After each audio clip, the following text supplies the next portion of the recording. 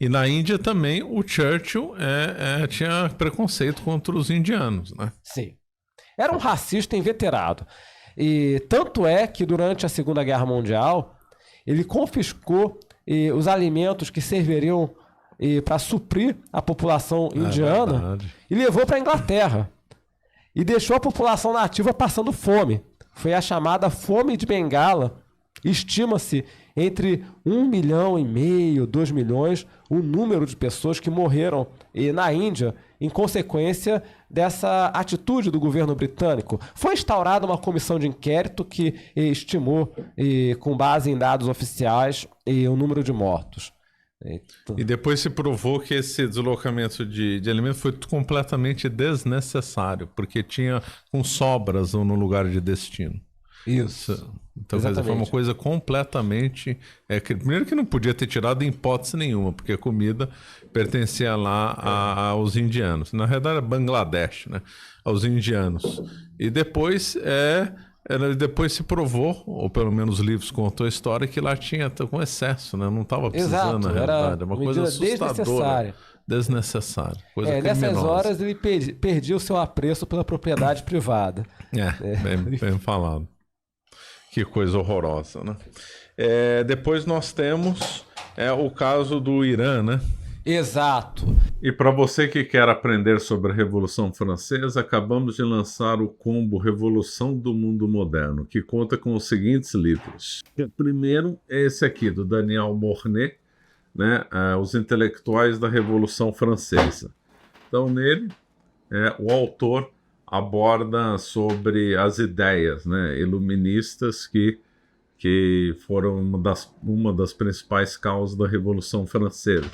Então ele vai abordar sobre o pensamento de Voltaire, de Montesquieu, de Diderot, né, do enciclopedismo, do Rousseau, etc. Né? Comenta até sobre a Revolução Americana, né, sobre a independência americana, que influenciou, né, a Revolução Francesa. Então, um livro muito completo, um livro muito citado, né, por quem estuda a fundo aí o assunto, né? Então, um livro imprescindível para se entender o 1789. O outro livro, né, Revolução Sanguinária, do Madelin. Esse livro aqui, ele já vai analisar, né, o período revolucionário de 1789 a 1799. Então ele vai abordar desde o ambiente da França, né, as vésperas do início da Revolução, até o 18 de Brumário, né, de Napoleão. E esse autor aí é um dos maiores especialistas franceses sobre justamente a Revolução Francesa e Napoleão. Então nós estamos diante de um livro que acho que no mercado brasileiro é o melhor livro sobre a Revolução Francesa. Ele é extremamente completo, minucioso, como era o estilo da época, né? O índice é muito bem detalhado, então facilita o acesso do aluno, do aprendiz, do leitor aos temas que ele queira ver com maior profundidade, né? Então é um livro que eu acho que é o melhor que está disponível à venda no Brasil. Um livro muito completo, né? Um tijolão de 600 páginas que vale muito a pena ler. E se você adquirir esse nosso combo, você vai ganhar um curso completo sobre a história da França como bônus especial. Então não perca essa oportunidade. E o preço é apenas R$ 169,00 ou 12 vezes de R$ 16,90 para ganhar esses 2 tijolos, vamos dizer assim, porque são livros extremamente robustos e completos. E ainda mais o curso de História da França, simplesmente imperdível. Por esse preço não existe no mercado, por esse preço, livros dessa qualidade. Isso aí não tem, a pessoa pode pagar mais barato, mas são aqueles livros de divulgação, só falam generalidade. Um problema muito dos livros de divulgação no Brasil é que eles só falam generalidade, só mostra o óbvio, fala coisa que todo mundo já sabe, né? Agora, livros profundos como esse, que avançam muito além do nível verniz do nosso mercado editorial, você não se encontra por esse preço, mas de jeito nenhum. Então não perca essa oportunidade e adquira logo o combo. Esse episódio ocorreu e no seu último mandato como primeiro-ministro, ou seja, no período que se estendeu de 1951 a 1955, isso aí foi um golpe de Estado. Vamos lembrar, naquela época o Irã era uma monarquia governada pelo Shah, e sob a autoridade do Shah estava o primeiro-ministro, que naquele momento era o senhor Mohammad Mossadegh. E esse senhor resolveu cancelar um contrato de concessão petrolífera e as companhias inglesas e norte-americanas que estava em vigor desde 1936. E esse contrato foi considerado lesivo, abusivo, e talvez efetivamente fosse. E, em consequência dessas conclusões, o governo iraniano decidiu nacionalizar a produção de petróleo do país. Pelo que eu pude apurar, esse primeiro-ministro não tinha ligação com o Partido Comunista, Socialista, coisa do tipo. Não ia muito por essa linha, mas isso foi suficiente para levar o governo britânico e o governo norte-americano a articular uma conspiração que desagou num golpe de Estado, que derrubou o primeiro-ministro. Basicamente, a CIA e o MI6, que era o Serviço Secreto Britânico, colocaram seus homens no terreno para subornar as pessoas certas, e disso resultou um golpe de Estado que derrubou o primeiro-ministro Mohammad Mossadegh e manteve em vigor e revogou, né, as medidas que ele havia adotado. Foi uma Operação Ajax, né? Exato. Na época, o presidente dos Estados Unidos era o general Dwight Eisenhower, né? O mesmo que havia comandado as tropas no dia D, né? Que havia comandado a Operação Overlord, né, em 6 de junho de 1944. Então, ele e o Churchill formaram ali uma espécie de dupla dinâmica, né, e se juntaram para derrubar o governo iraniano, né. Inclusive, há alguns autores, alguns historiadores consideram esse episódio como precursor, né, ou causa remota da malsinada Revolução Iraniana que aconteceu mais tarde, em 1979, né, que botou os ayatollahs do poder. E que, claro, né, isso criou um ressentimento, né, esse episódio criou um ressentimento contra o Ocidente, e isso vai resultar lá na frente na Revolução Iraniana. Exatamente. E os últimos anos do Churchill, como é que foram?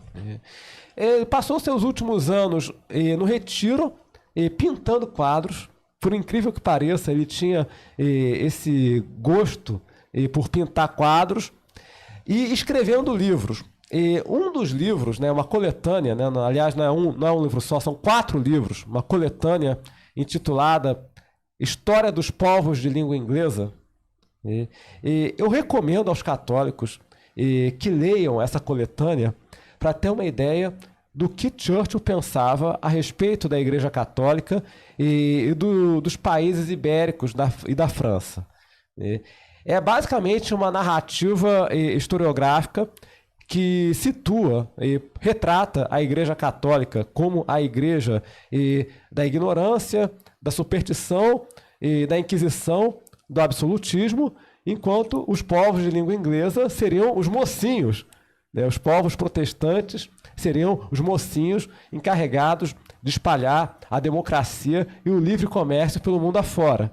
Então as monarquias da França, de Portugal e da Espanha, nesse livro, né, nessa coletânea, são retratadas como as vilãs, enfim, e o atraso, por assim dizer, enquanto que a Inglaterra, os Estados Unidos, a Austrália, a Nova Zelândia seriam os mocinhos da história, né? Aquele pessoal que faz a história ir para frente, digamos assim.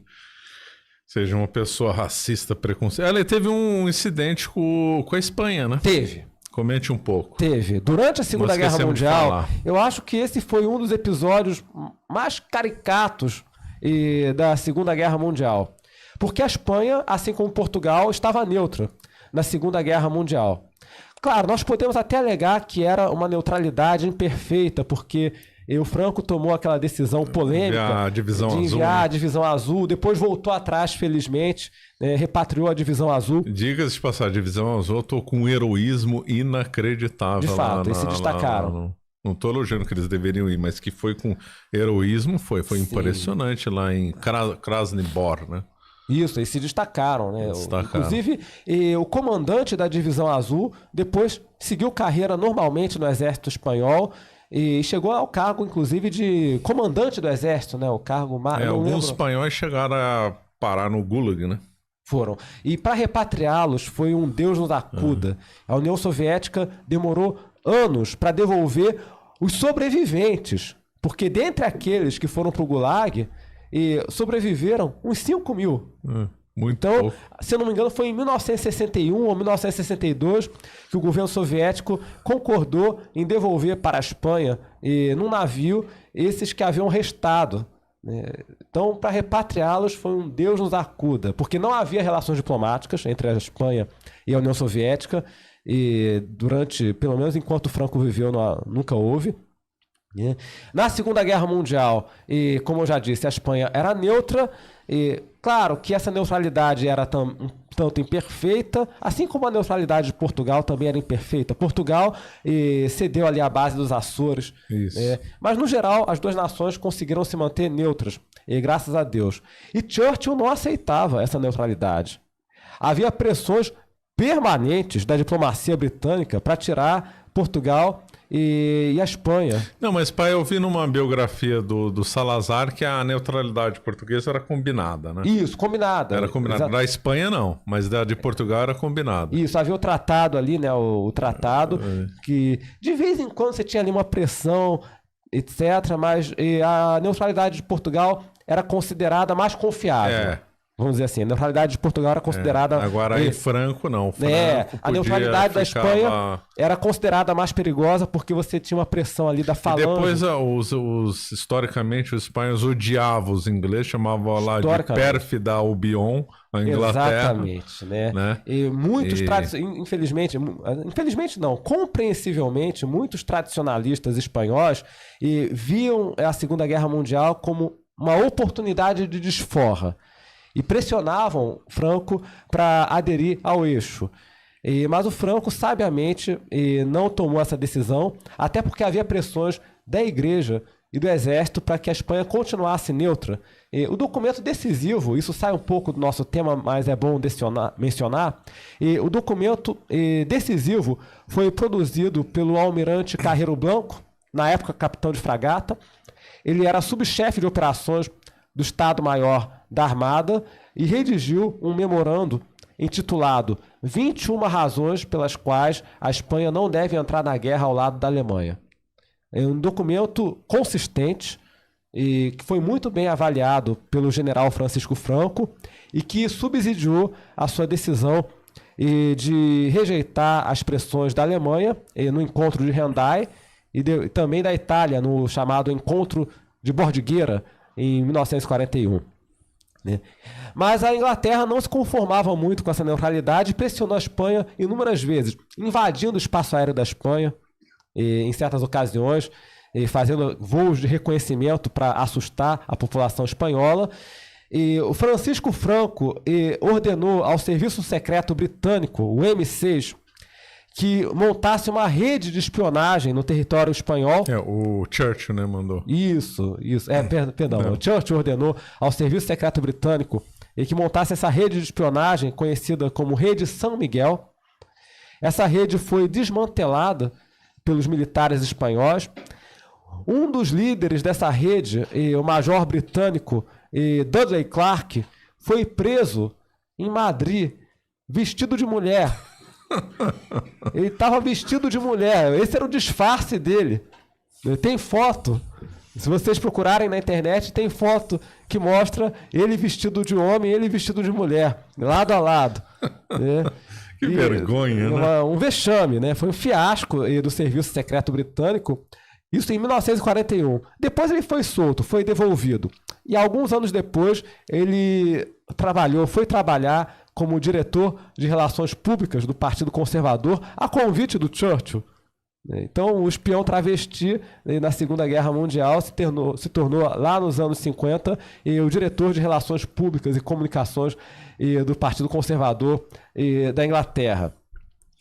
Não satisfeito, Churchill chegou a elaborar, né, ordenou às Forças Armadas britânicas que elaborassem um plano de desembarque no território espanhol. Então, isso chegou a ser cogitado, isso chegou a ser posto no papel. Eles identificaram, assinalaram 6 ou 7 localidades do litoral espanhol que deveriam ser alvo de desembarque, no caso dessa iniciativa ser levada adiante. E Churchill atribuiu ao embaixador da Inglaterra na Espanha, o senhor Samuel Roar, um homem muito capaz, agente do MI6, de tentar intimidar o Francisco Franco numa conversa pessoal. Então, esse embaixador chegou a pedir uma audiência com Francisco Franco em agosto de 1943, salvo engano meu. Essa conversa aconteceu e, segundo o próprio Samuel Roar relata nas suas memórias, não funcionou. Ele diz, olha, eu usei todos os meus truques e nenhum deles funcionou. O Francisco Franco não se deixou intimidar. Eu ameacei e as minhas palavras dele, e as minhas palavras se esfumaçaram como plumas no ar. Ele se mostrou muito frio e não levou a sério a minha argumentação e eu saí daquela sala de mãos vazias. São palavras dele, né? Estão nas memórias dele. Inclusive, eu tenho esse livro digitalizado, posso disponibilizar para quem quiser, né? Enfim, ele narra esse e outros episódios em suas memórias. E, de fato, Franco tinha um autodomínio formidável. E aí, os últimos anos, o Churchill morre quando? Morreu, se eu não me engano, em 1956, ou seja, na época da crise de Suez, na época que teve aquele confronto envolvendo o Egito e Israel. Em 56 ou 63, deixa eu lembrar. Não, acho que foi um pouco mais tarde, viu? Acho que foi em 63. Em 63 ou 64. Ele chegou a visualizar outros episódios, né? E nesse período aí de aposentadoria, como eu já disse, ele se dedicou à pintura de quadros. Ou seja, que é um aspecto um pouco pitoresco da sua personalidade, e a escrita de livros, inclusive essa coletânea que eu citei agora há pouco, que está disponível na internet, no archive ali, no archive, né?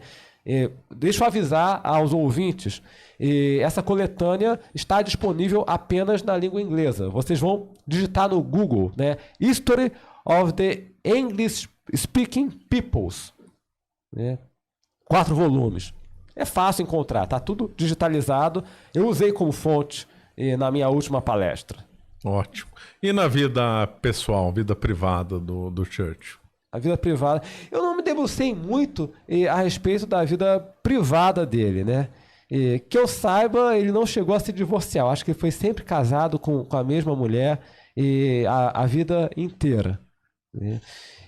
Mas ele não, como é que se diz? Pelo que ele disse, né, ao emissário alemão, né, nessa conversa pré-guerra, né, de 1938, ele não fazia nenhum tipo de objeção à corrupção, roubo de dinheiro público.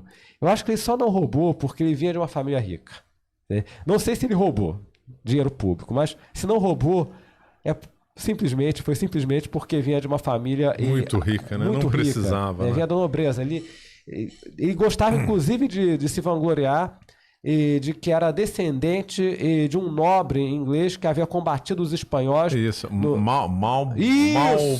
Isso. Agora me fugiu o nome. Exatamente. Qualquer coisa como Marlborough. Isso, Duque de Marlborough. Exatamente. Isso, Duque de Marlborough. Ele gostava de se vangloriar de que era descendente desse general inglês, né, que havia combatido os franceses e espanhóis lá atrás, né, séculos antes, né? Um homem de origem aristocrática, com uma família muito bem relacionada à Banca Internacional. Ligado ao Rothschild. A família Rothschild. Né? Que coisa, né? Você acaba de assistir um corte do Caravelas Podcast. Na tela está aparecendo o episódio completo e outro corte. Muito obrigado pela atenção.